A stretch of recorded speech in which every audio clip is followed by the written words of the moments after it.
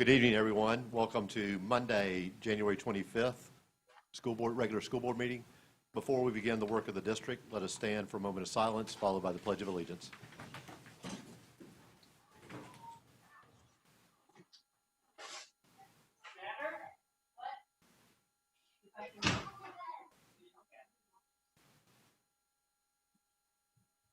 I pledge allegiance to the flag of the United States of America and to the republic for which it stands, one nation under God, indivisible, with liberty and justice for all.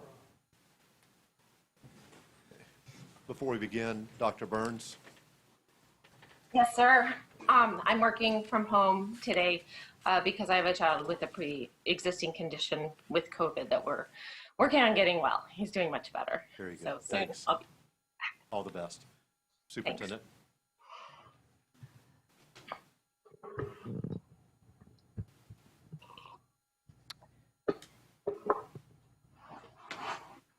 So the next item was any changes, amendments, additions, deletions to the agenda.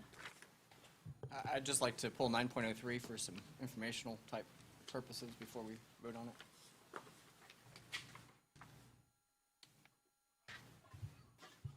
Okay. Anyone else? All right. All right, well, I recommend approval of the minutes from the regular school board meeting, January 11th, 2021. So moved. Have a second? Second. Any discussion? All those in favor? Aye. Aye. Any opposed? 5-0.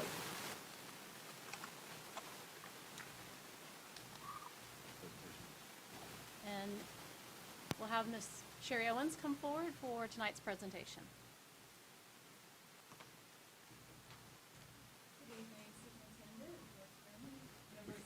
School Board.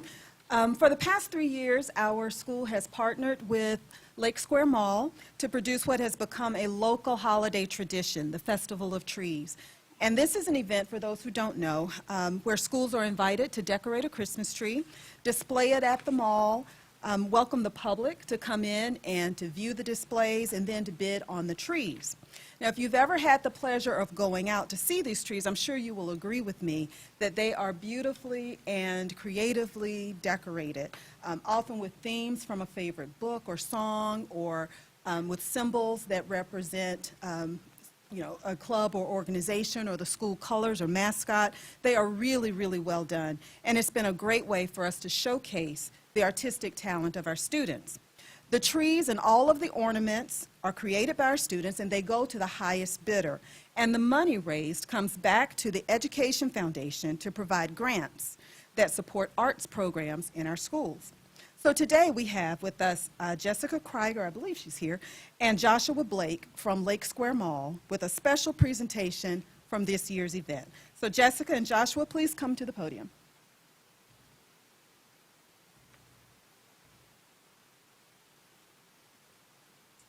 Hi, as she just said, my name is Josh Blake.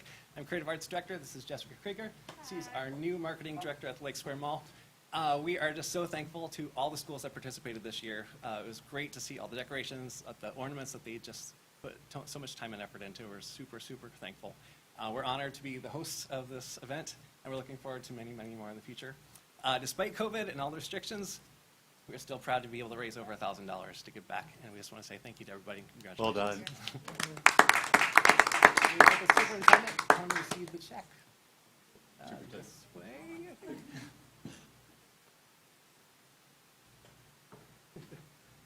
I'm the one that's less fun, but works better. That's fun. The big checks are fun. This picture. Marketing director. Oh, okay, hang on, I'm moving.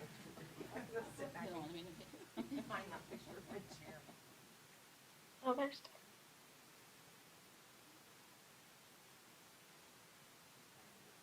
I was worried. I was like, oh, I can't see it.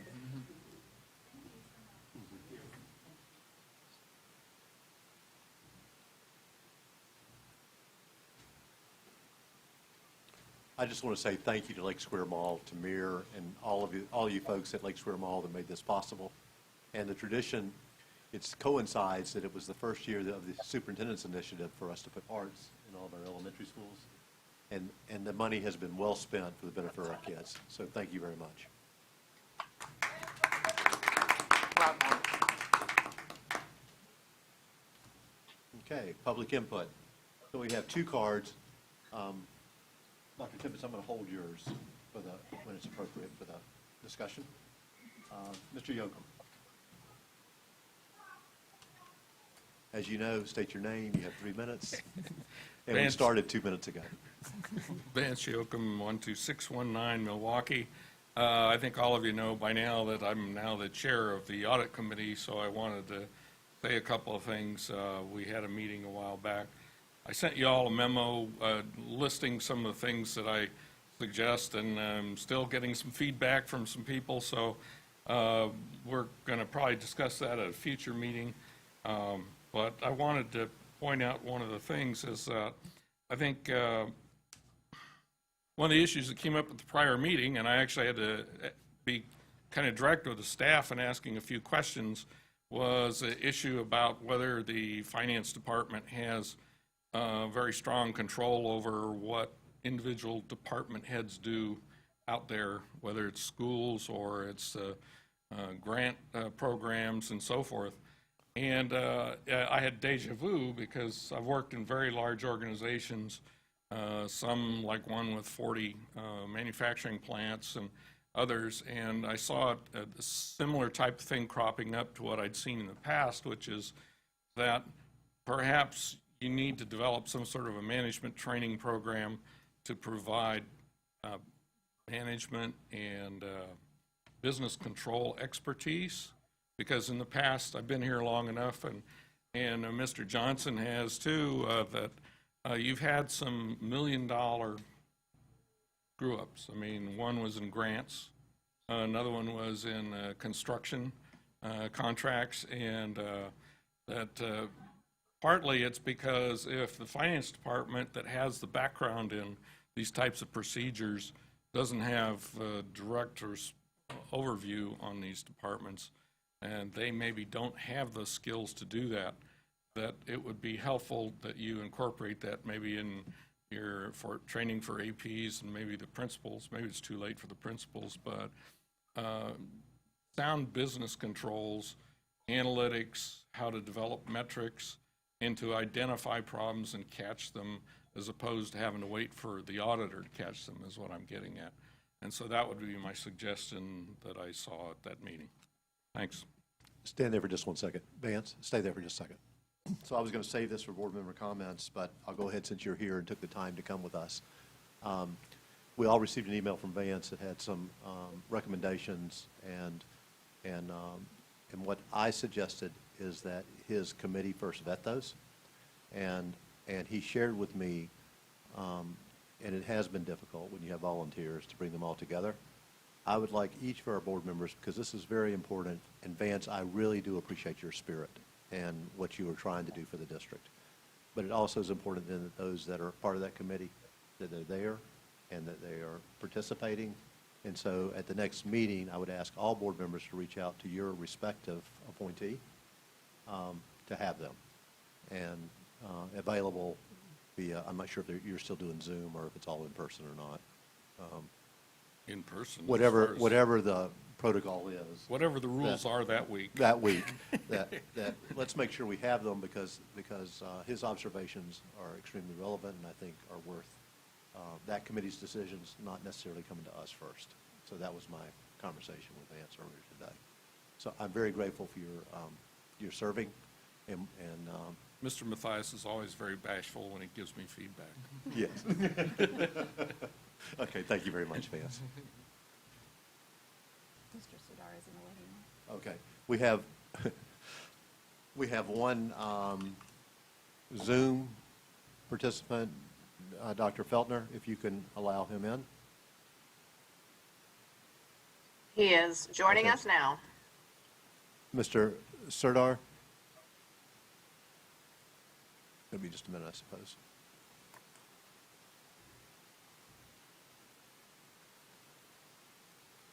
Mr. Serdar?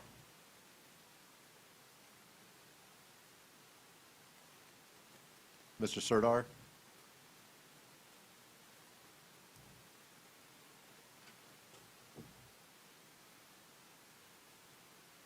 Going once. Going. Mr. Serdar? Oh, There there you he is. are. Okay, Mr. Serdar, you have 3 minutes, if you'll state your name and address, and we look forward to hearing from you. You're on mute. You're on mute. David Serdar is in the state capitol watching you on my other phone, but you're still speaking to Matt Yoakum. But, I used to work at Leesburg High School. I don't know if you can see this. I had a beautiful shirt, but I'm up at the state capitol. And it's gorgeous. It's gorgeous. And you can view that. And I got to speak again this week because I was up here January 11th, 12th, and 13th, spoke in every Senate committee meeting that was open. And miracles, I ran into Wilton Simpson, our Senate President, and our House Speaker, Chris Sproull, who great Mayor Amanda Bogus and Tavares went to college with. And he was, I didn't know that. They're both lawyers. And what great people they are. I'm trying to make some laws, a bottle bill, a beverage bottle container law. Name them for the Grove and Fort. Ban our state of plastic bags like other states charge for. And put protection at gas stations. No cell phones or cigarettes. And, I talked to Sheriff Farmer directly in Sumter County, a trash bag in a car and a boat. Other counties have. It was great to go to Mayor John Christian's church the other day, the mayor of Leesburg. Well, I was just in that meeting. I didn't get the public comment, but I was watching it. But, I'm all over the place. I've been to Mount Dora, I've been to Groveland in the past couple of weeks. I was with Orlando Commissioner Bakari Burns, and I have a great T-shirt here. Orlando, keep beautiful, orange, part of Keep America Beautiful. Drive it home, keep our paradise litter free, volunteer. And I got a picture with an elbow in. And, our kids mean a lot to us. Is there hope for America? Will we become the nation that we are capable of becoming? Is it possible for our country to turn to God, for moral direction and government based on integrity? Or will we slip deeper and deeper into moral and spiritual decay? My dad was a principal, and it's honorable to be in front of you folks again.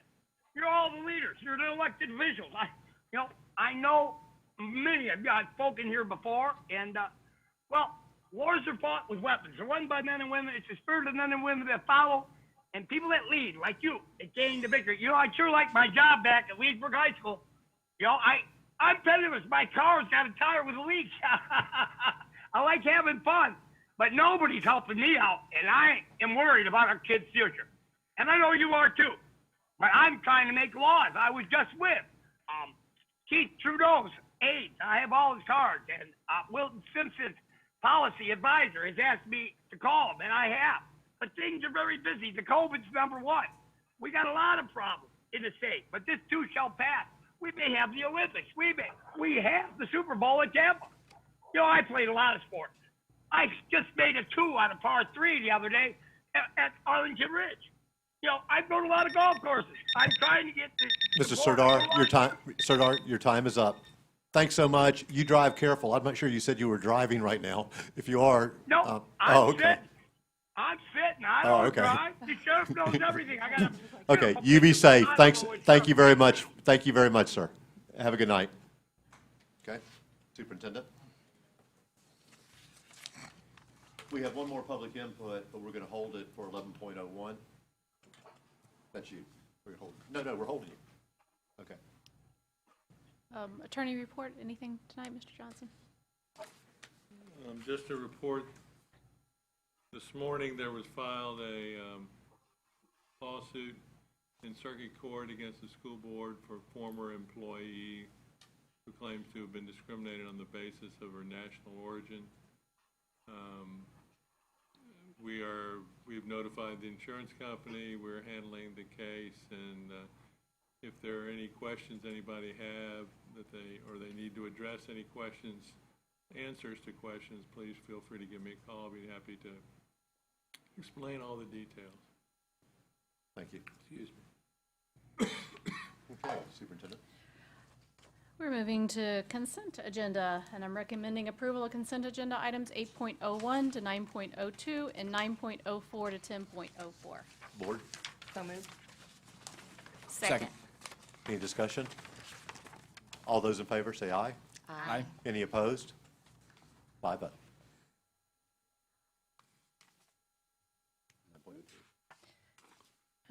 We're going to, since that was moved to discussion, if we could move on to 11.01, and then we'll come back to 9.03. Yes, ma'am. Okay. So I'm very, Dr. Tibbetts wants to make a public. oh, that's right. Yeah. Okay, so we're moving to 11.01. We'll come back to yours, Mr. Dodd. Dr. Tibbetts?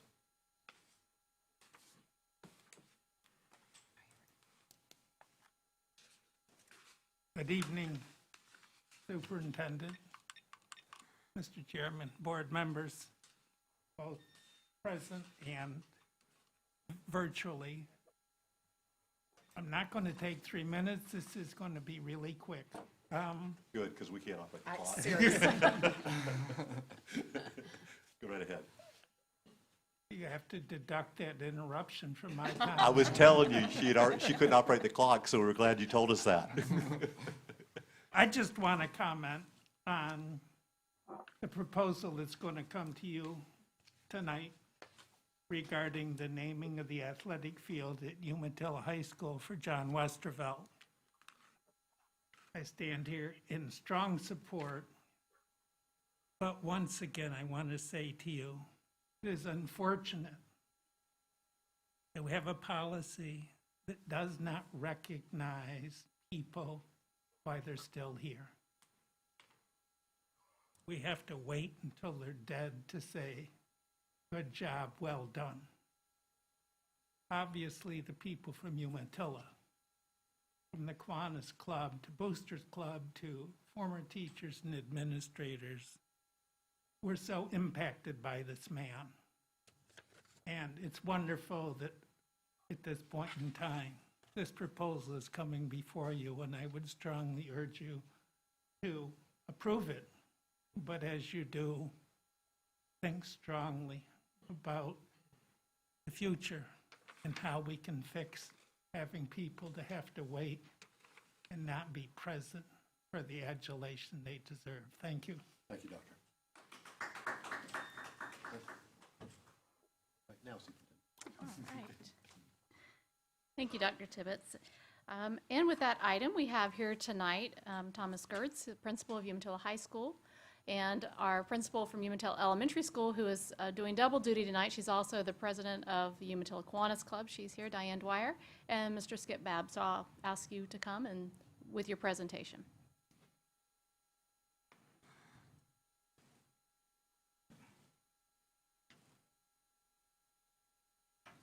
Good evening. As Superintendent Cornegie said, I'm Mr. Gertz. I'm principal of Umatilla High School, and I'm accompanied tonight by Ms. Dwyer, who is the principal of Umatilla Elementary and also serves as the principal of the Kiwanis Club in Umatilla, and Mr. Babb, who is also a Kiwanis Club member and has been instrumental throughout the entire process regarding naming the football field after John Westervelt. I appreciate you guys giving us a few moments of your time during the meeting tonight. We wanted to provide some clarity and some details of the process that we have taken so far together. About 2.5 months ago, Mr. Babb came to the high school and was looking for a way to commemorate Mr. Westervelt appropriately. And through that conversation, the naming of the football field arose, and it was deemed as a viable option. It certainly was something that I was in support of, and so we scheduled 3 separate meetings. We met with the SAC committee, we met with our athletic booster committee, and then we had a public forum where the community could provide any input that they felt relevant to the matter. And one thing that really was awesome to see is that it was through all 3 meetings unanimously determined that this was something that everyone was in favor of and that they were supportive of. And as you guys know, in the modern world that we live in, for there to be such unanimous support for something was definitely something that is worth celebrating. And so we're excited to be in front of you tonight in hopes of getting the final blessing for us to move forward with naming our football field after Mr. Westervelt. So with that being said, Mr. Babb is going to give us some history on Mr. John Westervelt. Thank you. School Board, it's nice to be here tonight. Madam Superintendent, Mr. Johnson, and Dr. Tibbetts, thank you very much for supporting us. I was afraid you were against us when you stood up. I'm not going to take very long because I've learned as a lawyer, if you're winning your case, you don't need to stay up very long. So just a little brief. There was a quote in the newspaper. Mike Bianchi was at a function over in Daytona, Bethune-Cookman, and they were honoring a person over there. And Mike Bianchi said that his DNA is worn through the history of this quilt we call Umatilla High School. And that's what John Westervelt did. He graduated from Umatilla, he went to Stetson, came back to this county and worked, except for a little job in Groveland that he did early in his career. He came back to Umatilla and was at that school for virtually his whole career. The Outpost says that he was a stalwart in many ways, serving as president of the Umatilla citrus growers over the years. He was a life member of the Umatilla Kiwanis Club, faithful member of the Presbyterian Church, helped a local business along the way, a friend, a neighbor, a volunteer, and more than that, he was a advanced math teacher, coached me in football, basketball, baseball, was my key club sponsor, and served as a principal eventually. And one of the things that he did was he came back to the school and he stayed there his entire career. Up until he died, he was volunteer with the Kiwanis Club, taking up money at the football games. So I really think this is an honor that's worthy of John Westervelt being named at the field. And eventually, I think there'll probably be a committee that will decide what exactly to do. The Kiwanis Club has donated $7,500 for that endeavor, and we want to be on the committee to have the formal presentation, hopefully when the virus goes away and we have football games again. And we envision a scoreboard that may very well have his name on it and maybe a plaque somewhere, and we will hopefully have a dedication of that in the early part of our football season next year. So that's all I have. If you have questions, I believe this is something that this is the last stop in our checking off the boxes for policy 7250, and I believe that we have had no opposition whatsoever, and obviously people from the community are supportive as well. So if you have any questions, I'd be happy to answer them, and I'm here to thank you for letting me come and talk. Thank you very much for coming. Mrs. Luke's going to speak for us. No, I just appreciate the opportunity to have them come before the board and your thorough examination of the policy and making sure you guys followed the protocol before you came here tonight. And the unanimous support from the community just makes it an obvious choice, in my opinion. So we appreciate your leadership on this, Mr. Bebb. Kiwanis Club. Thank you. Thank you. You want to stand there for the vote? Pretty quick. I'll get back here in case I have to yell out. Yeah. Okay, Superintendent, do you have a recommendation?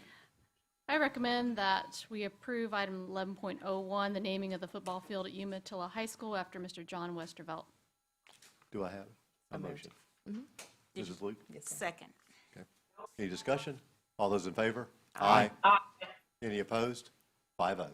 Oh. Well done. Thank you. Okay,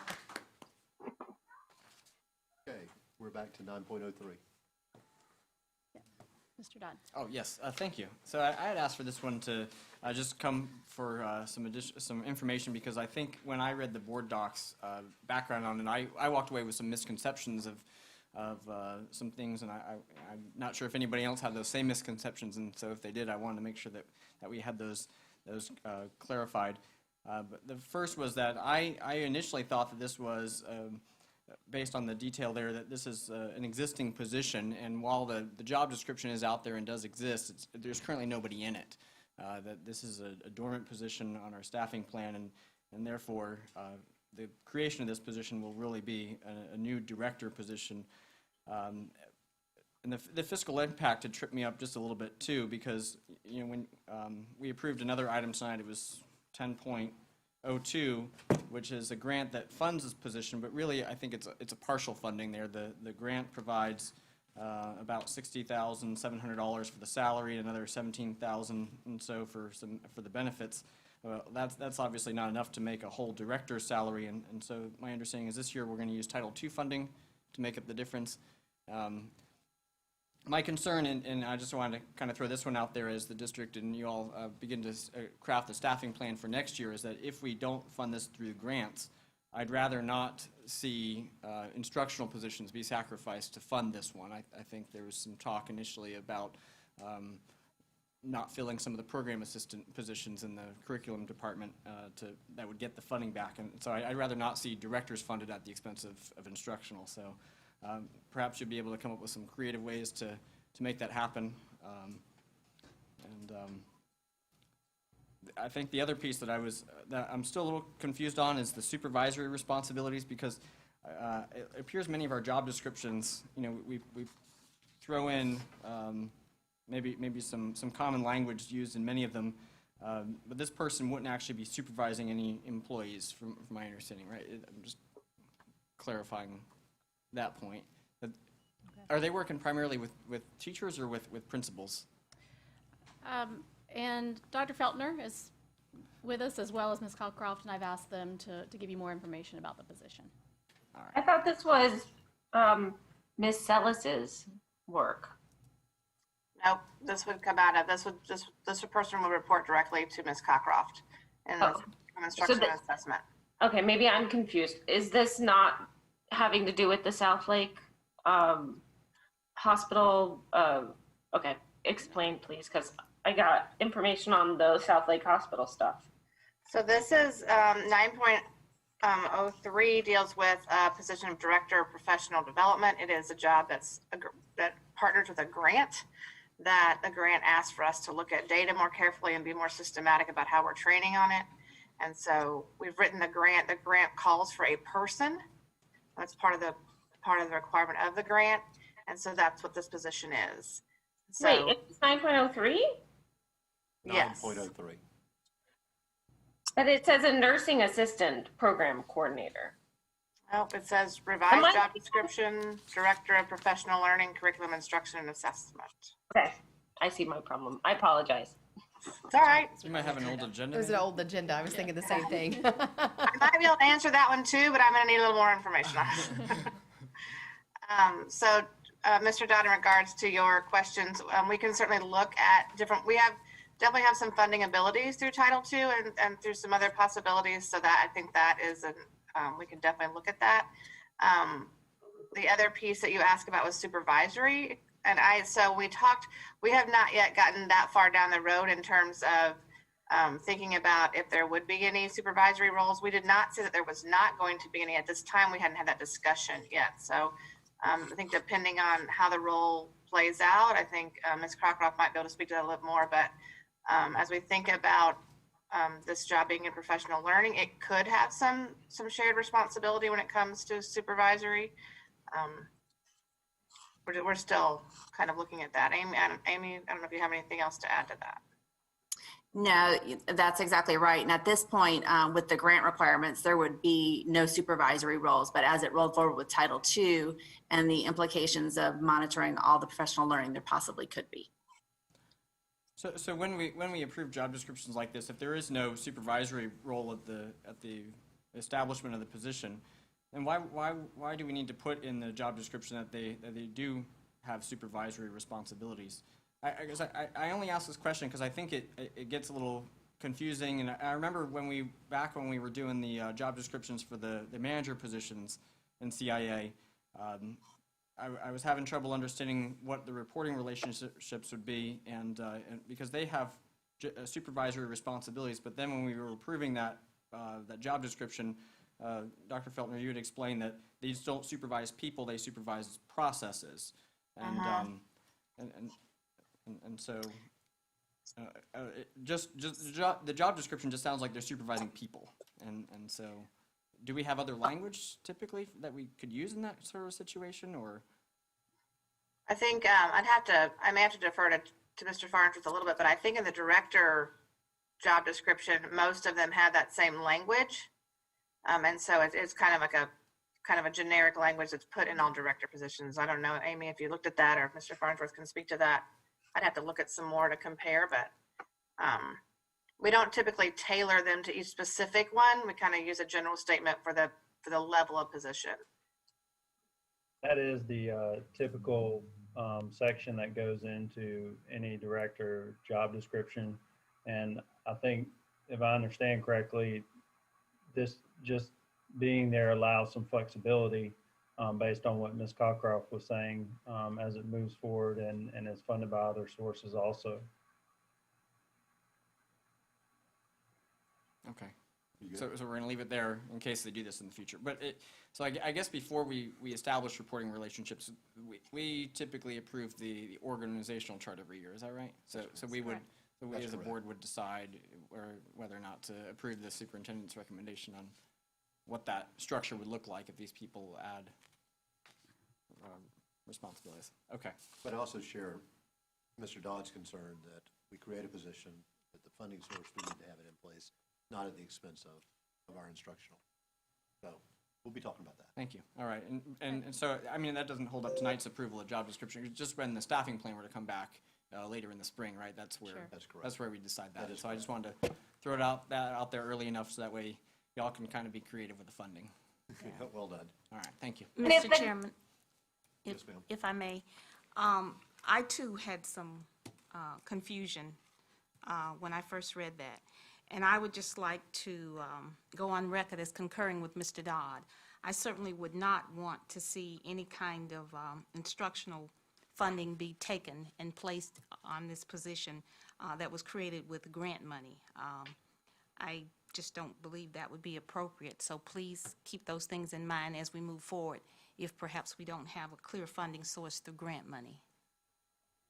Well, and when they say instructional funding, we're talking about the department instructional personnel, like our program specialists. We're not talking about instructional, like classroom teachers, correct? That was my That is my understanding. understanding, Right. that it's like program specialists. Right. But those are instructional Right, positions. right. I just didn't want that to be thrown, like, I don't want the public to hear us talking about instructional positions and thinking that we're talking about school building, classroom teacher instructional positions. We're talking about program specialists. District level instruction. Thanks for clarifying. Right. Thank you. Okay. Any other discussion? Well, my only question was, I was just reading up a minute, so maybe I didn't hear, but in the case that the grant does not go through, is this position just nixed? Is that the plan, or, yeah? Yeah, we would not go ahead and we would not hire for this position if the grant does not go through. Yeah. Very good. All right. Superintendent, you have a recommendation?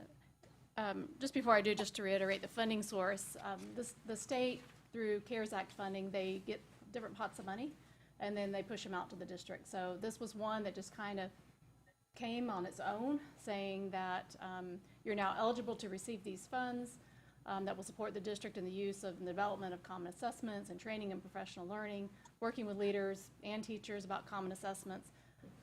But the requirement was that you had to have a person to oversee the process. So that's where this came from. And so it's, as long as we continue to see these CARES Act funds coming in, you may see things like this that are requirements of grants. Otherwise, we would choose not to participate if we didn't have alternative funding sources. But it's not one of those positions that, as we know, that typically grant funds, they end, and then we retain positions and divert them over to general funds. And that's been a criticism in the past, and we're very aware of that. And so we'll be very mindful that that's not the case, and we're not going to sacrifice any instructional specialist or other positions as a result of having this position, nor would we need to as long as the funding sources continue. So, but we hear you, we'll be very mindful of that. So, Thank you. Based on that, I do recommend approval of 9.03, the revised job description for the Director of Professional Learning. Board? So moved. Second. Second. Have a motion and a second. All those in favor? Aye. Aye. Any opposed? 5-0. Okay. 11.02. Okay, we're moving on to 11.02. This is the temporary education location of the Aurelia Cole Academy. And I've asked Kelly Randall to speak to this. This was a workshop that we had a while back, so this isn't new information. I know that she, along with Mr. Johnson, wanted the board to take a final action to approve where the educational services will be provided to students in the interim period while Aurelia Cole is being built. So I'll let Ms. Randall speak to the details of it, and then certainly any discussion or questions that you all have. Thank you, Superintendent. Can everybody hear me? Okay. Thank you for the opportunity to put this final piece into the puzzle that is the 2021-22 rezoning for South Lake County. That rezoning was approved in August of 2020, and it was discussed at many workshops before then. We did promise to come back to you with a recommendation for the temporary housing of the Aurelia Cole Academy students during the construction period. There were several suggestions on what we could do, and we looked at all of those. We did look at keeping the students on the Claremont Middle School campus during the construction of Aurelia Cole. And if you'll remember our workshop presentation, I think it might have been in July, that's really not a feasible option based on the optimal location of the new facility and the construction process for that school. There's a lot of earth moving, there's a lot of demolition that needs to take place first. And so we evaluated that option, and we decided that that was not a option that we could move forward with. One of the other conversations was keeping the sixth graders or all of the students at Claremont Elementary School. And we looked at that option as well and decided for reasons of capacity, Claremont's population will go up with this rezoning because their boundary is going to grow in preparation for that eventual larger Aurelia Cole Academy site. And also Claremont Elementary would not be able to offer the same complement of electives and extracurricular activities that the middle school, really that most middle schools would have, and that we would like to be able to offer our students. And the other factor is that even just doing the sixth graders at Claremont Elementary and then moving them would mean that there would be at least one cohort of students who would go to 3 different schools during their middle school career. And we felt like that was actually making a disservice for them. So as we've discussed before, Lake Point Academy is relieving Windy Hill, and that actually leaves some space at Windy Hill that is just about the right size for those students coming from the Aurelia Cole Academy, or who will be zoned for Aurelia Cole Academy. I will say this year, projections and student counts have been a little bit difficult, but all equal and kind of taking into account all of those different factors that we're having to take into, we believe that basically those Aurelia Cole students will pretty much leave Windy Hill at about where they're at with their current projections, or what we projected pre-pandemic for Windy Hill. So, so it's really kind of an in-out and equivalent number of students. It may vary a little bit because some may choose to do educational choice to Gray or to Eastridge, which is perfectly understandable. And then, you know, the number of students who are going to choose that grandfathering for 8th graders at Windy Hill is a little bit unpredictable as well. But all equal, we think that the numbers pretty much are going to be a wash, really, for Windy Hill. So although there's been a lot of discussion about this, Mr. Johnson felt like it was appropriate that the board take a positive action, an affirmative action on those items that are on your agenda. So basically acknowledging that we are going to close Claremont Middle School for the construction of the Aurelia Cole Academy. And during that construction period, those students who are zoned for Aurelia Cole, who are in grades 6 through 8, would be educated at Windy Hill, and those students who are grades K through 5 would be educated at Claremont Elementary. And then there is another group of students who are being rezoned from Eastridge Middle to the Aurelia Cole Academy, and we propose that those students be allowed to stay at Eastridge Middle until the Aurelia Cole Academy opens. And if anybody needs a reminder of where that is, I can switch over and share my screen and show you that map. But otherwise, if you have any questions, I'd be happy to answer any questions that you might have. I think we're all up to speed with where it is. Mr. Dodd, you want to lead out comments? Well, if any. And my comments are that I just appreciate how thoroughly the staff has thought of all the possible scenarios, and how I acknowledge how difficult it is to predict the numbers between all these students being rezoned and moving this way and that way from school to school, and on top of that we have distance learning going on, and so it's very challenging, and I think you all have done a very thorough job at giving us all the information every step of the way, and I fully support the recommendation. I think that'll be the best opportunity for our students academically and from a capacity standpoint from us. I think tonight I received even a couple more messages about this transition, and also from, I guess, when you also consider the taxpayer's perspective, it's difficult to justify adding portables to a campus when you have room really just down the street, and also create the continuity for those students rather than attend 3 separate middle schools in a 3-year span of years. So, well done. Thank you, Mr. Dodd. Any other comments? I just had a question. Mr. Dodd, it seems like the public is aware of these particular changes. Do the parents know where they're going yet, or do they find out after we approve? I can speak to that. So we actually will be sending out, if the board approves this tonight, we will be sending out a series of letters. I think there's 6 or 7 categories of students that we would send letters to that would address where they're at, where their students will be attending next year, and letting them know about the educational choice option. That's one of the reasons why we wanted to get it out now, is so that we have it out before that window opens for educational choice. So those letters would go out, and then we also would be working with Ms. Owens to do a call out and an email message as well, so that we are trying every avenue to make sure that the parents know what their next step is for next year and what their other options might be. Okay, thank you. And I really appreciate your thoroughness as well. This has been a very smooth rollout so far. Knock on wood. The comments about educational choice kind of jogged my memory, if I recall, from some of the town halls we did in various places. Some folks felt a little disappointed when they realized they were just outside the attendance boundary of Lake Point Academy, and we encourage those folks.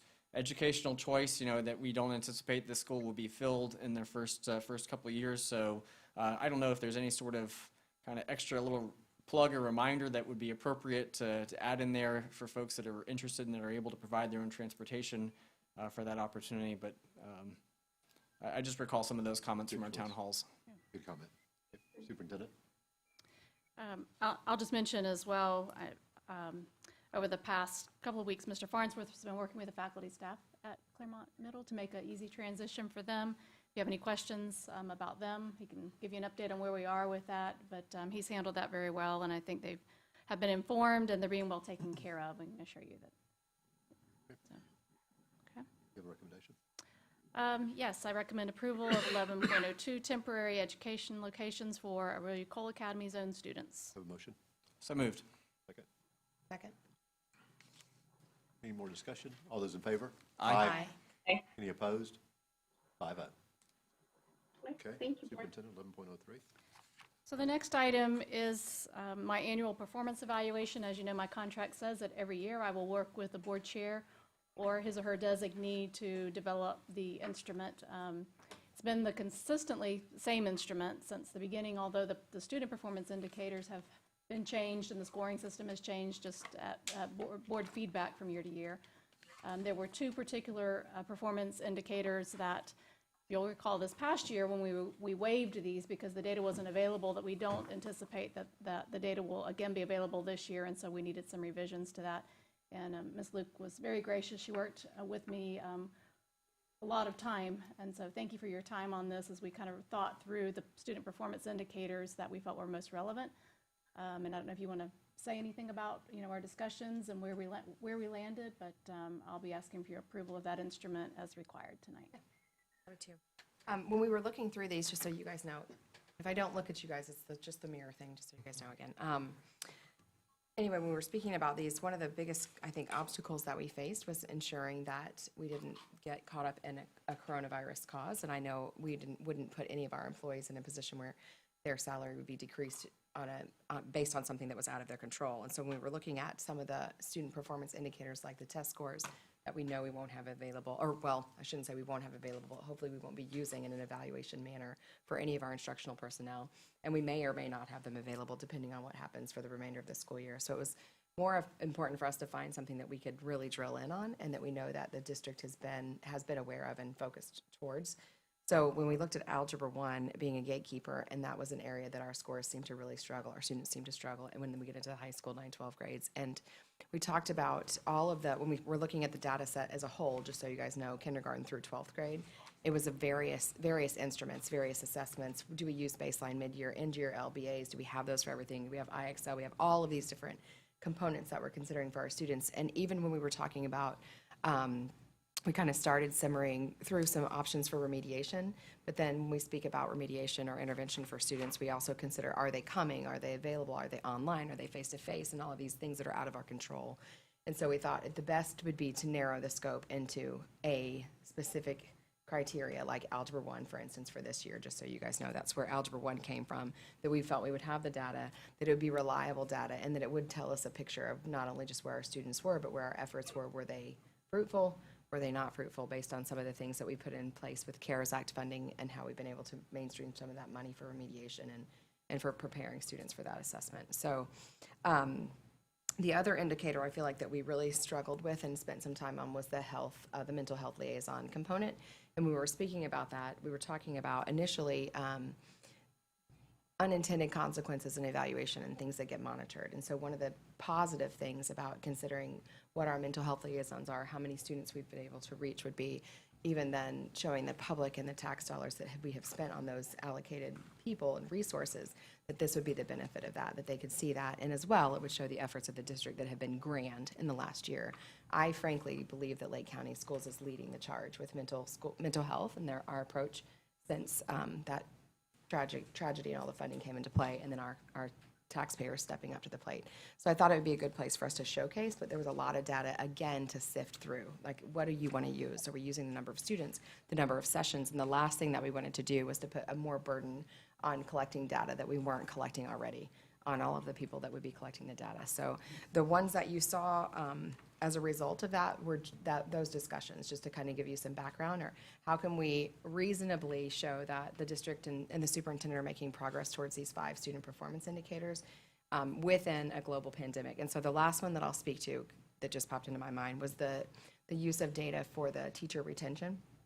So when we sat on teacher retention, again, this year is a year that makes it kind of tricky to play that game, because did we have people go to virtual? Do we have Lake Live teachers? Do we have teachers that have found other positions within what's happening?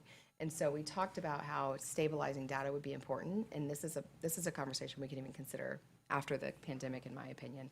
But we typically use 3 years of data to get a normalized data point. So we talked about looking at 3 years of data for the retention, the quality, perception of the leadership of the district as a proponent of that, so that if there is some kind of outlier like a global pandemic, that it wouldn't tank, or even the opposite, like we don't want to skew in a positive manner either.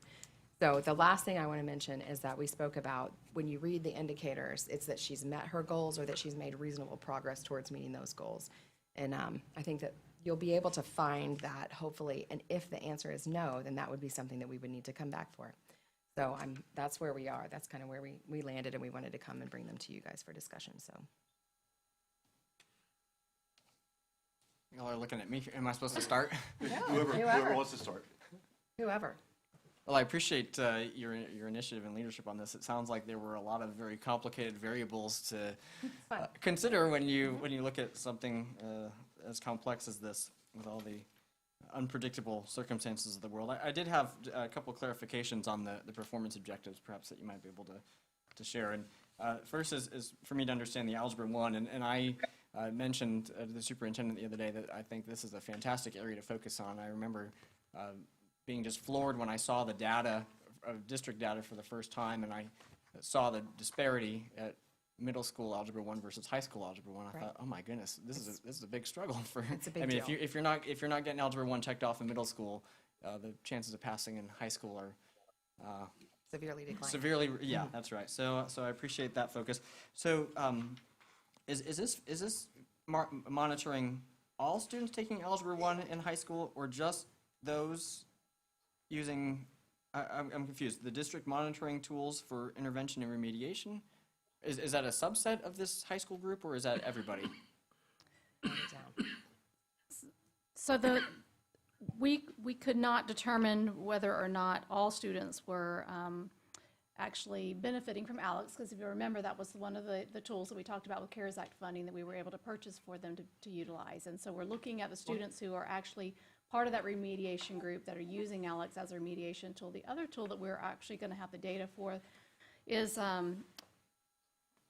all of our, we hope all of our teachers, it was not mandatory, that they're using a new tool called APM. It's the Adaptive Progress Monitoring Tool.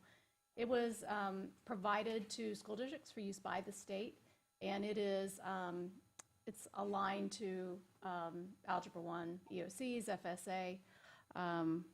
So I think actually, and Dr. Felton might have to help me out a little bit on this one, if we're going to use it just the ALEX, or whether or not those students, we will be able to collect that data from the APM, because I know it was specific to FSA, and I'm not sure now, I'm questioning whether or not it's even available for Algebra 1, so if you could help me with that. Sure. I mean, it is not eligible.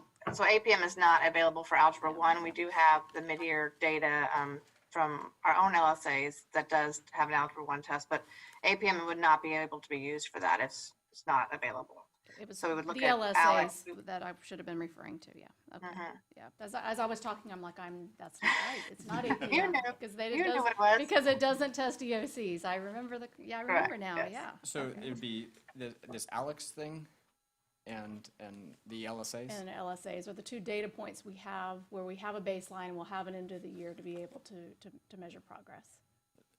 Now, my memory, I'm afraid, is real fuzzy on what they test at the beginning of the year, but at the beginning of the year, is it just basically a diagnostic of the whole year, and then at the end of the year, so at the beginning of the year, of course, they haven't had any instruction yet, so they're probably not going to score real high, right? But then at the end of the year, now they've had a year of instruction, so I wonder if we'd be hard-pressed to find a student who hasn't improved after spending a whole year in the course, right? I'm just not sure how to quantify it? How to compare that data, because of course they would improve, right? Right? I mean, if I sign up for Most would, but not all. rocket science, today my score might be a 3, and after the end of the course it might be a 5 out of 100, you know. But it would obviously show some growth, right? So I would. So can I? Yep. Go ahead, Dr. Feltner. So one of the ways to consider, and I'm sorry, I'm kind of butting into a conversation that's probably not mine, but we don't have a beginning of the year, like we don't do a baseline anymore for an LSA, like district-wide. What we do have though is first quarter, like we have first quarter LSAs. And so let's say algebra students took that, and then they were placed in remediation and acceleration based on some of their deficiencies or some of their challenges or standards that they didn't have mastered.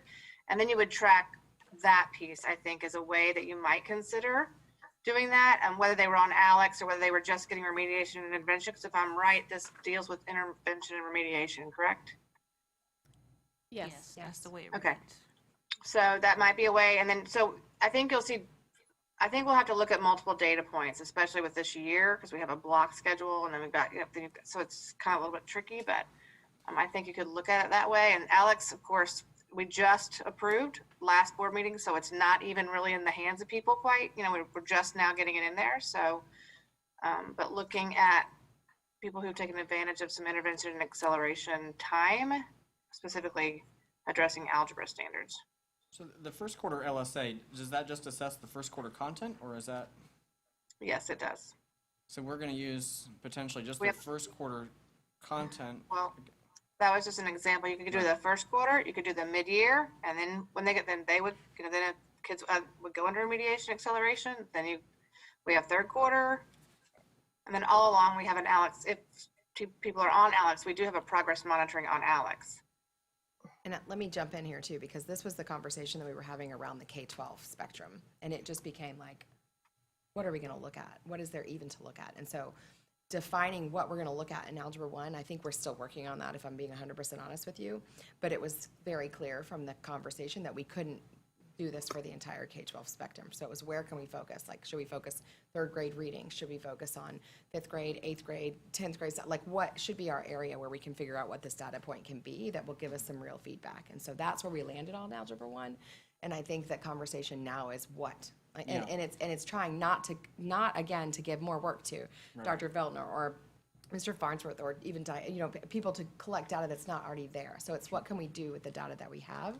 And the other piece I think that's important to consider is that not all kids are taking place in this intervention. And so that's another, I think that might be an area where, yes, I think the kids that are in Alex are going to show improvement, but the kids that are not in an intervention or are not logging on are not going to show. So again, that was one of those things we discussed, like what do you do then if they're not taking place in this remediation opportunity, and then your scores show no. So it's more, I think it's going to be more of, this is XYZ that we've done, these are the scores, and all of us using that knowledge to make an informed decision.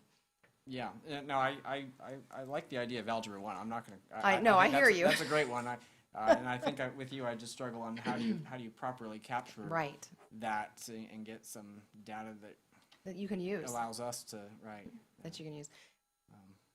I feel like and this has nothing to do with it, but I feel like as the night goes on, you guys might be hearing my voice, and just in the situation that we're in, I was at ball game this weekend, like yelling for 2 consecutive days, like almost couldn't talk last night.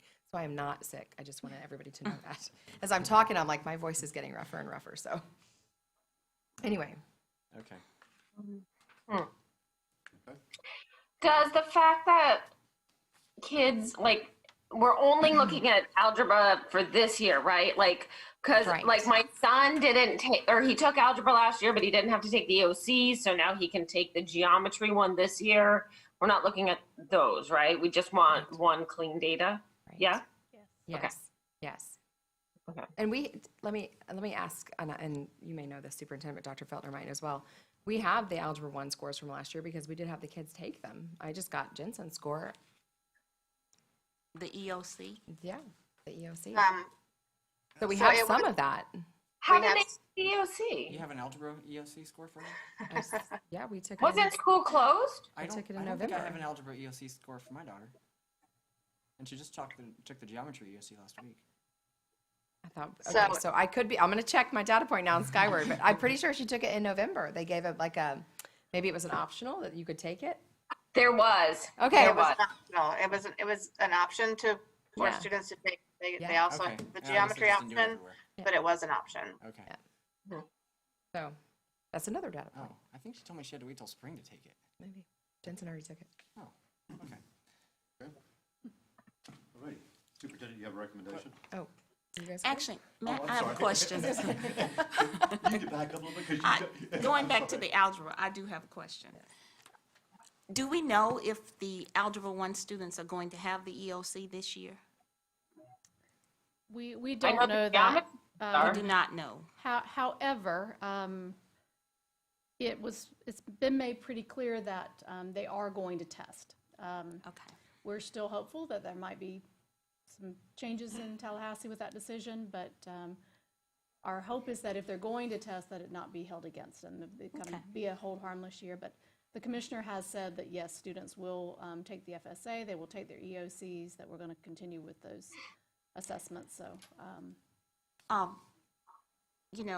if the superintendent is okay with that particular data point being that way, I certainly wouldn't object. However, I do have a concern because it seems as though we're going to be matching all kinds of data points, and that's going to prove to be extremely difficult. I mean, if we try doing mid-year, maybe some people didn't have that. We do end of the year, we do EOCs.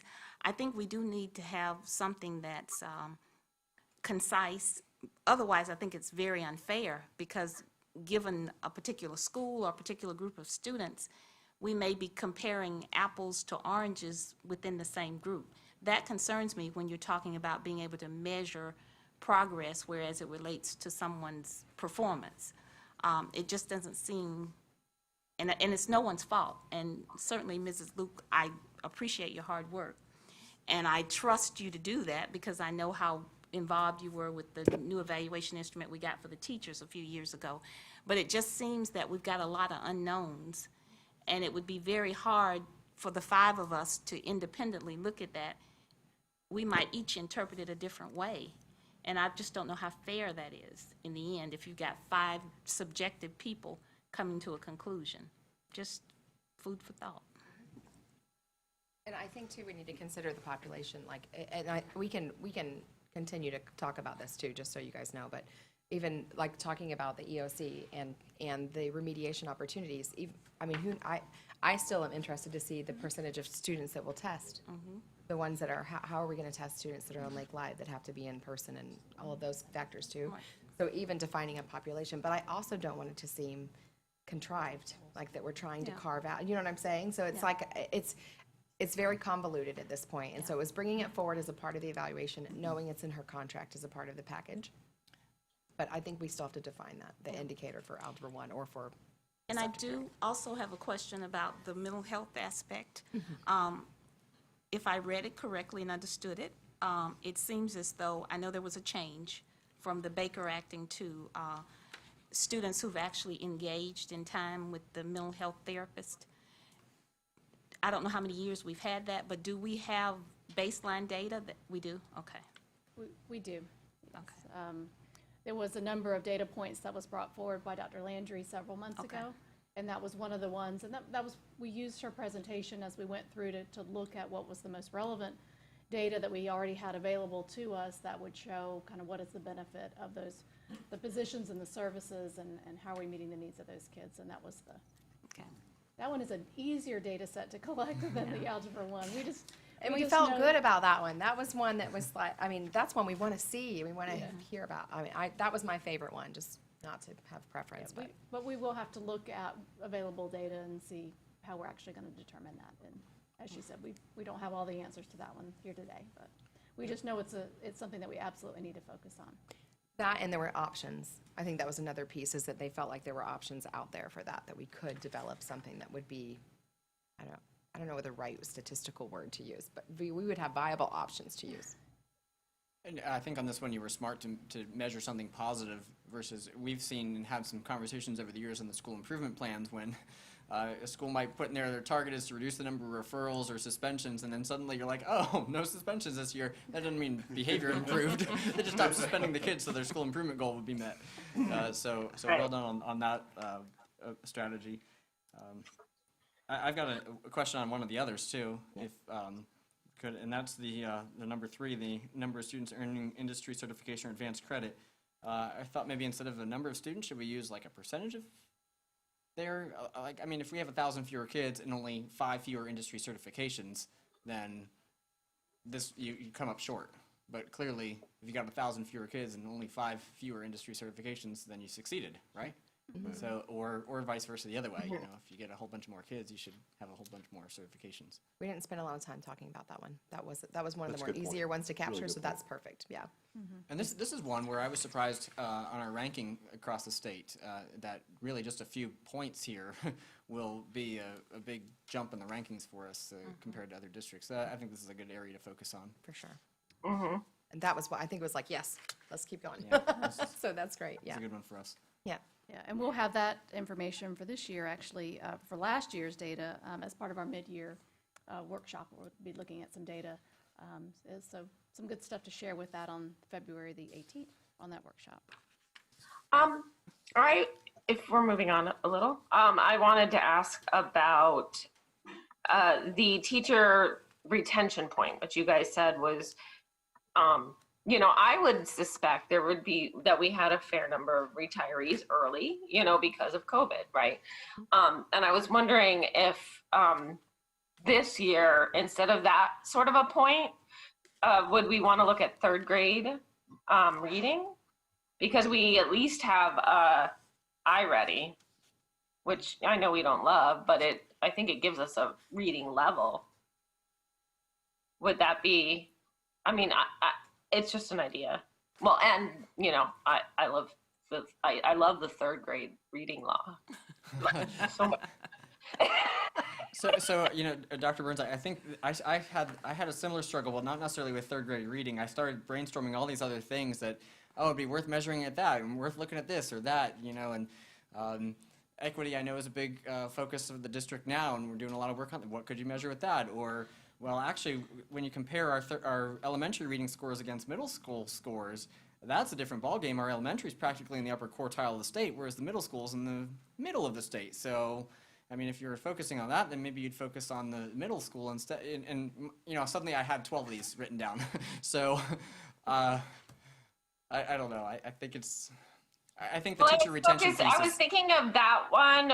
Algebra is a good one because those are those are the points that children get held back, right? So if they don't pass the reading test, they get held back. If they don't pass the EOS, the FSA in 10th grade for reading, and then the algebra, they don't graduate. So those are the big killer points for me, at least. And I can tell you, Dr. Burns, I think the reason we sat on the teacher retention was because that was one of superintendent's original 5 student or performance indicators. And so we were trying to stay, because that's been the spirit of her leadership from the time that we've hired her.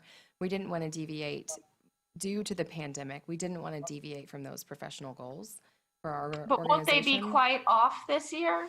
Well, so that's why we suggested using 3 years of data to try to stabilize that, and knowing that that would kind of take the outlier if we did have more than normal, like a statistical significance in the number of retirees that were early due to COVID, that it would minimize the impact that it would have on that area. And again, if you consider that indicator says makes a reasonable attempt, and so knowing that we had, a global pandemic, the reasonable attempt and the things that we've done, I feel like in the spirit of everything that the superintendent and leadership team and the board were able to do this summer to set teachers and students up for success amidst the COVID-19 pandemic, would be able to be impacted here to show the retention rate, even if there were early retirees, and that it will stabilize the data, and then it won't deviate from the indicators that she's kind of set up from the start of her leadership. Okay. I didn't realize you had already, I didn't realize we implemented the 3-year thing this year. That makes sense. Does retirement actually, that would be a detriment because you can't keep people from retiring? Yeah, we'll pull Right. that data set out. I hear you. Yeah. I think it would just, if it There's a way looks to adjust it. lopsided. Yes. Mhm, Right. mhm, sure. Okay. Thank you, though, Dr. Burns. I hear you about 3rd grade. Okay. I got 2 going into 3rd grade next year, so. Just kind of want to make sure I see, I catch you this time. I moved. When you sit back, I can see you. Yes, sir. You have I'm anything good. else? You No. good? Well, I'm good on the objectives. I just have some questions about the scale, going from 0 to 2, getting some clarification on that. We didn't look at that. I'm going to caveat that. We didn't even touch that. We were so focused on the Is indicators. that what we're using now? 0 to 2? That's what you use. Right. We didn't touch We have that. not touched any of that. Everything else remained the same, but yes. What's this say? The last Yes. superintendent evaluation went from 0 to 2, because that would run contrary to the contract. No, this is only on the performance side. No, but the rest of the performance objectives run 0 to 2 on the draft that Yes. you sent us. So if you remember, the feedback from the board for a while was, it was very complicated on that 5-point scale because it was varying degrees of, Sure. it was too much. And so this would have been 2 years ago. It would have been the 18-19 evaluation that we moved to the 0 to 2.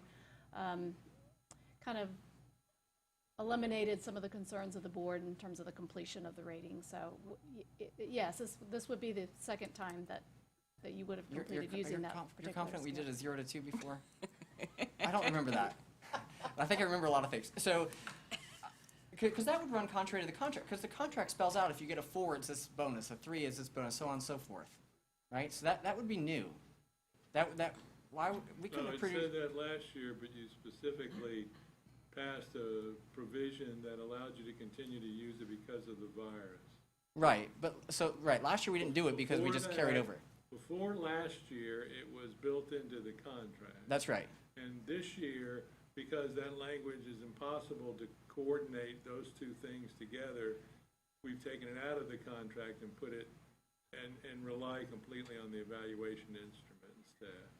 Because they were somewhat inconsistent before. I think we're talking about 2 different things. So the scale used to be 5-point scale. Now this is 3. I just wonder if maybe we should meet in the middle and have a 4. Right? Don't teachers, administrators, they all use a 4-point scale. Innovative, applying, so on, so on.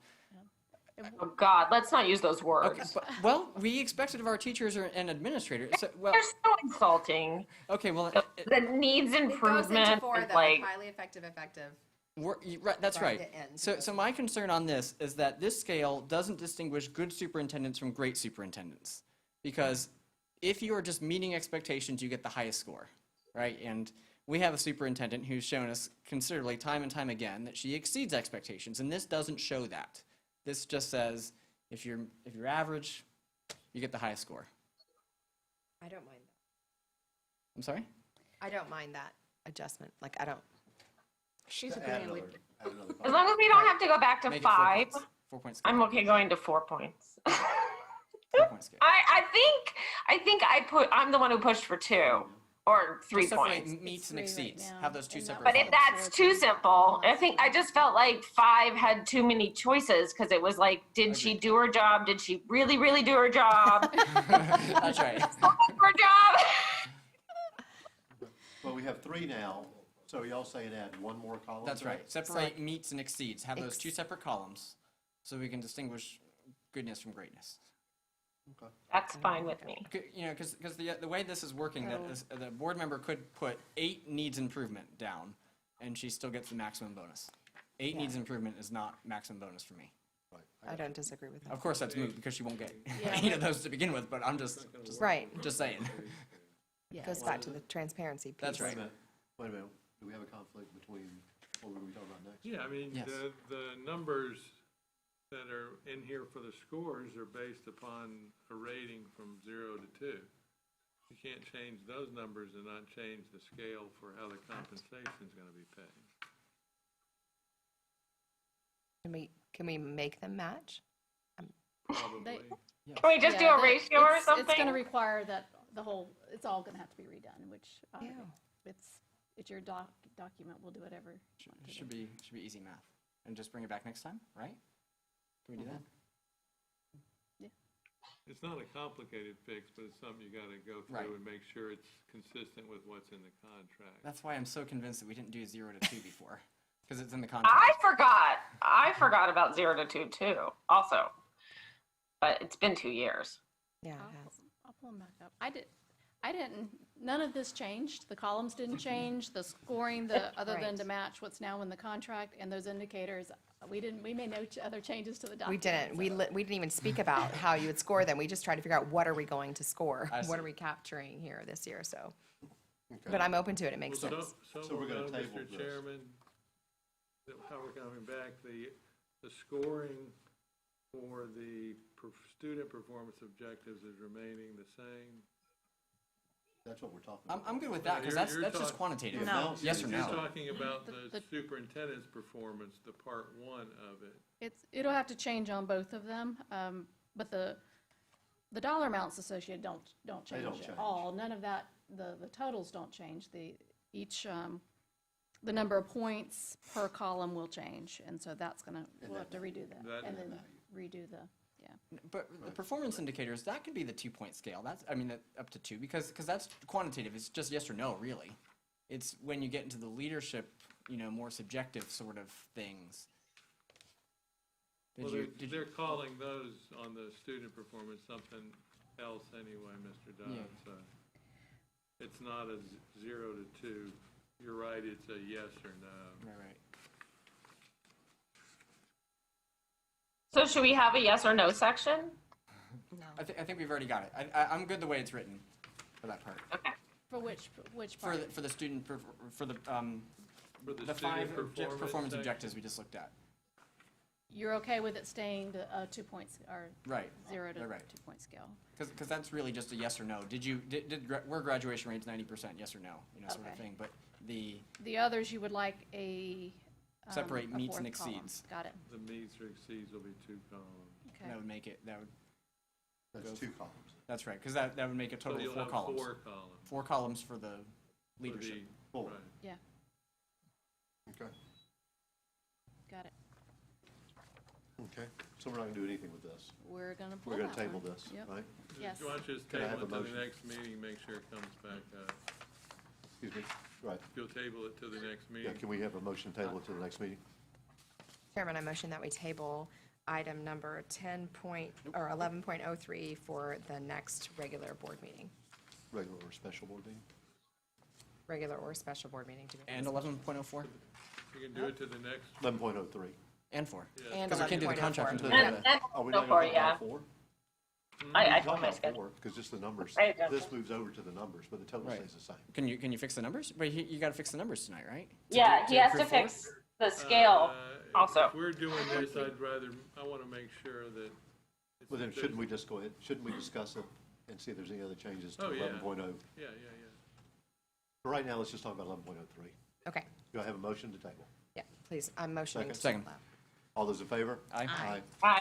Any opposed? 5-0. It does not.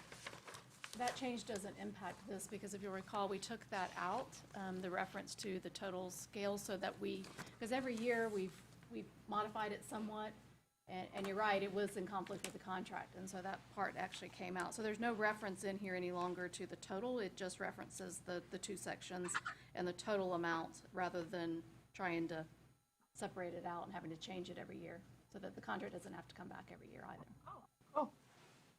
Okay, so we can go ahead and address this. It doesn't. Okay, Mr. Johnson, What's that? or do you want me to start? We're on 11.04. 11.04, I was just going to comment that, as is has been done over the years, the superintendent and the chairman got together and negotiated a few, not many, changes to the superintendent's contract, which is for the term 2021 to 2025. They brought me those changes, and I incorporated them into the agreement, which was put in board docs. And if anybody has any questions about any of those changes, I'd be happy to answer them. So if I can lead out and give some background and where we started and where we are. So the employment compensation package, believe it or not, has not changed in 6 years. It was the same amount under Dr. Moxley, so there's been no increase at all in 6 years.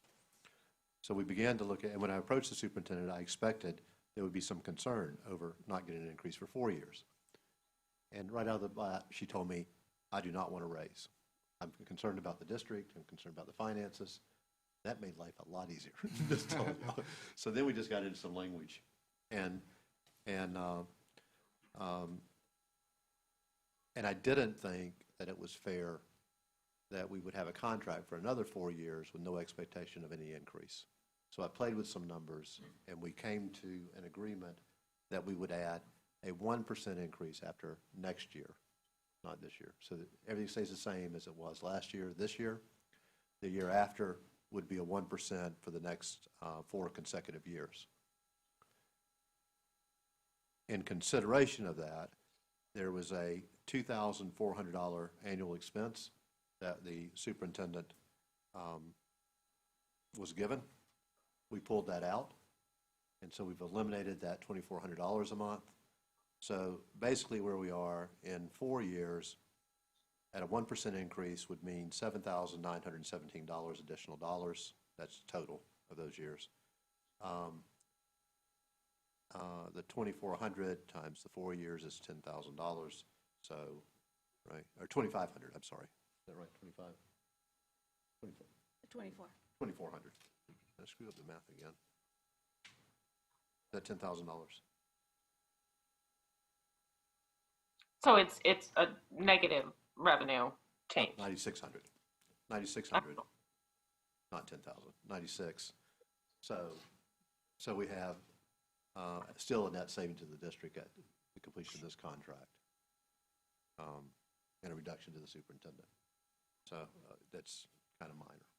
So that's basically, there was some minor wording changes, but this is in essence where we kind of reached that I think was important for the board, and I think important for the superintendent, particularly in light.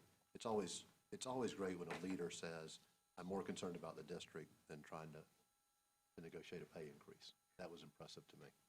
So this I thought was equitable. We don't have to come back every year and try and give her an increase. And I think 1% is more than fair for the work that she does.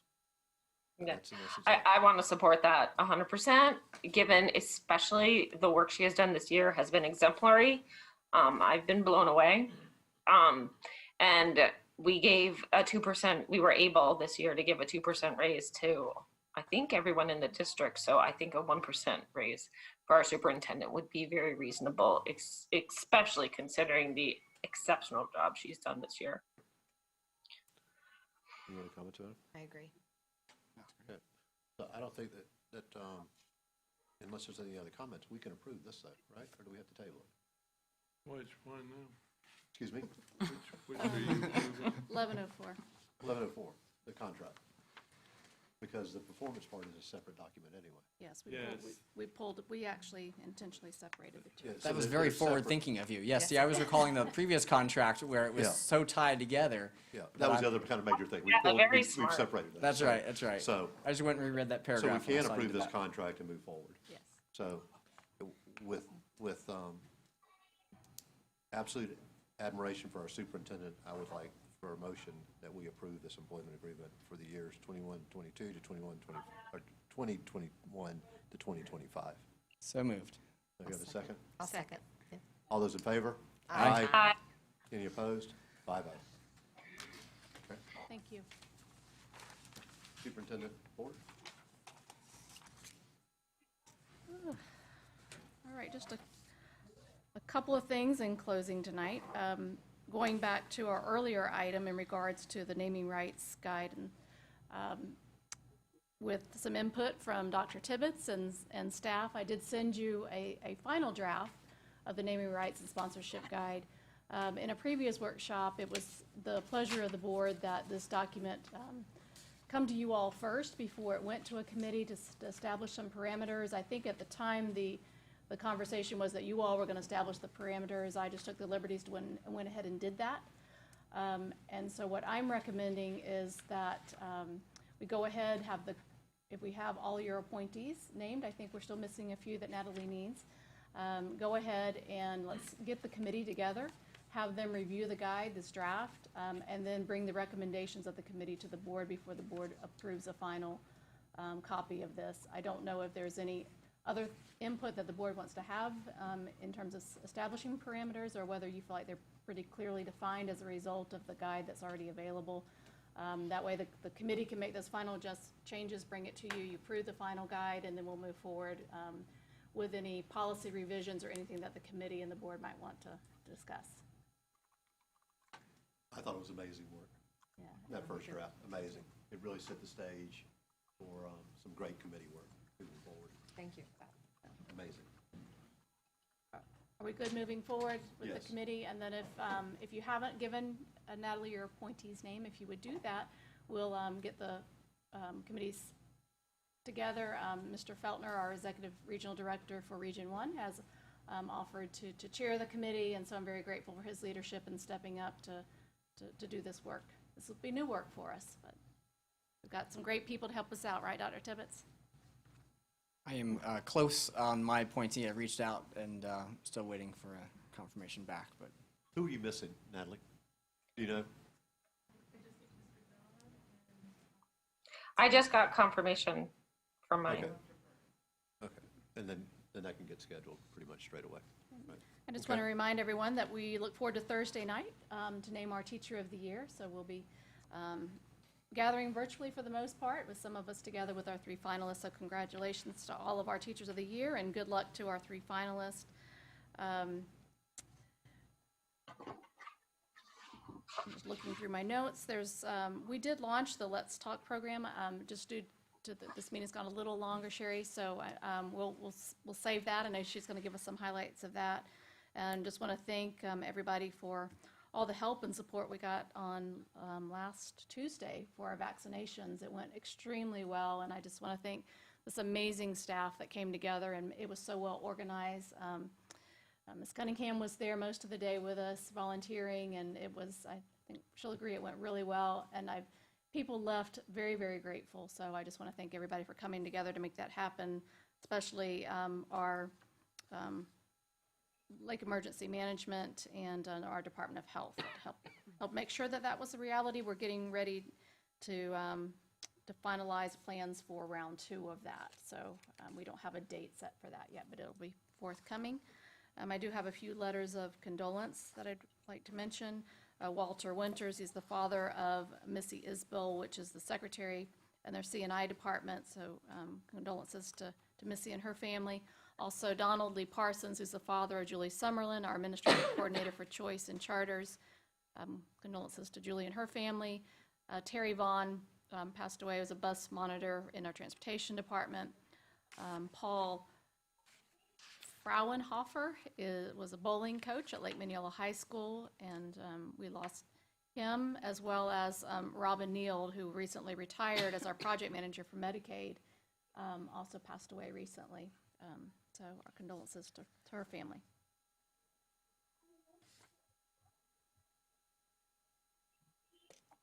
I think that's all I have. Okay, board member comments.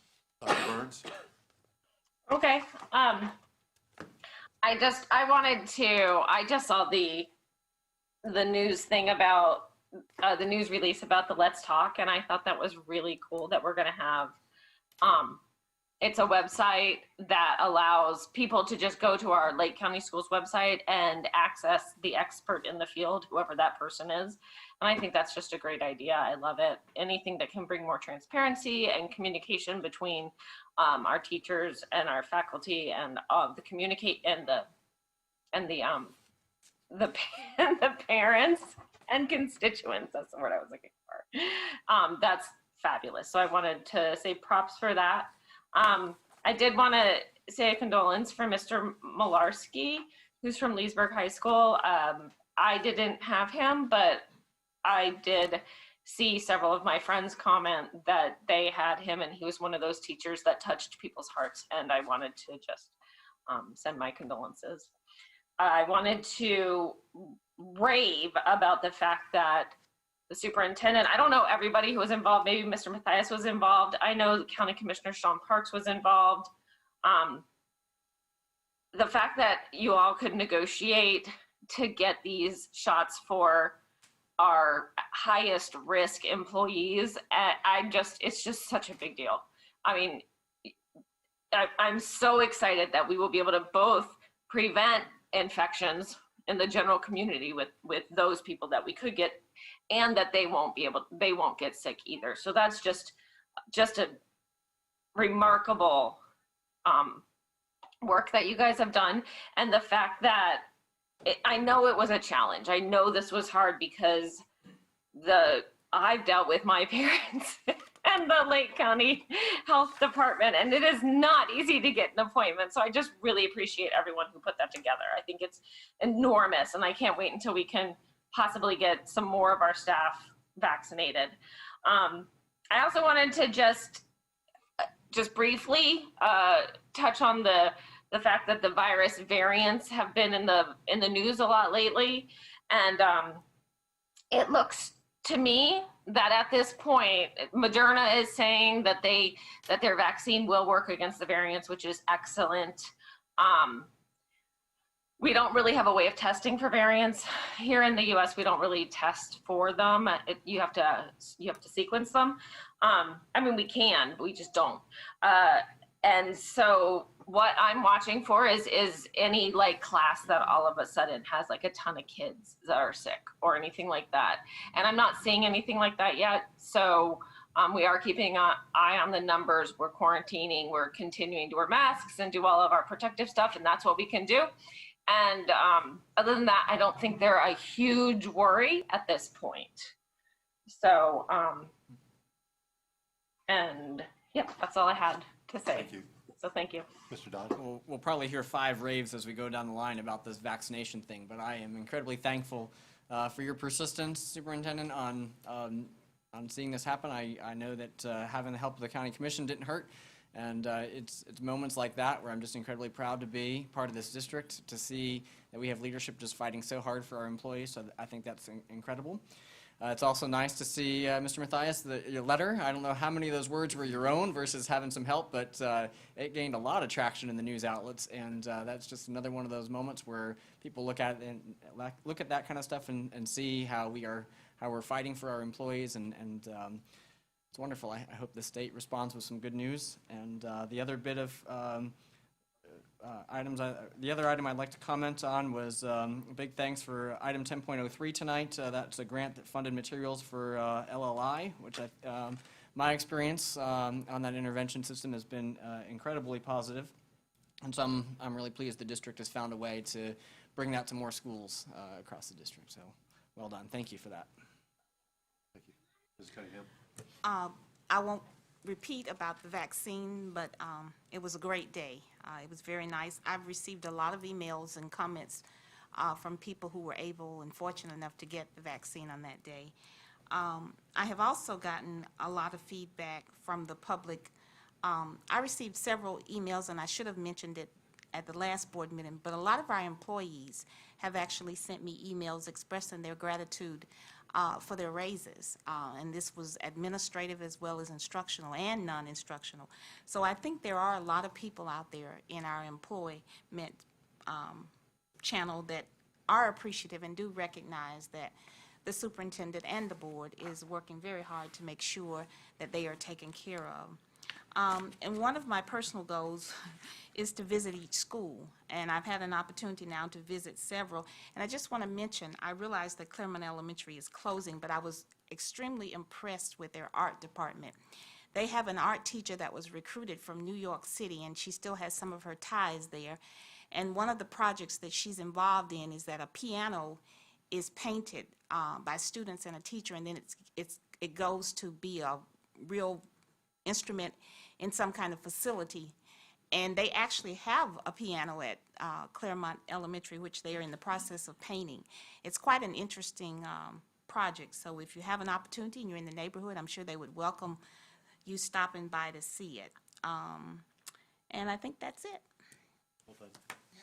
Mrs. Luke? I would just like to reiterate the thanks for last Tuesday. It's a 12-hour day, right? It was from 7 to 7, did you say? Yeah, it's a long day. A lot of happy employees, so thank you for that. And I really look forward to the time. This was kind of a test run when we will be able to vaccinate all of our employees. First run, first test, major success, and there's more great things to come. And thank you, Mr. Dodd, for the letter. I would be remiss if I didn't mention my fairy letter writer, Sherry Owens. I knew it had her touch of Did it not greatness. sound like Mrs. Owens?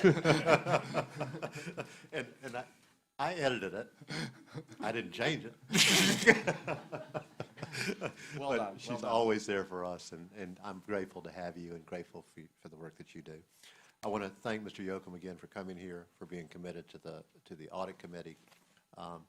If he said it once, he said it like 10 times, to the point where I think I said I didn't want to hear it again. We have a 7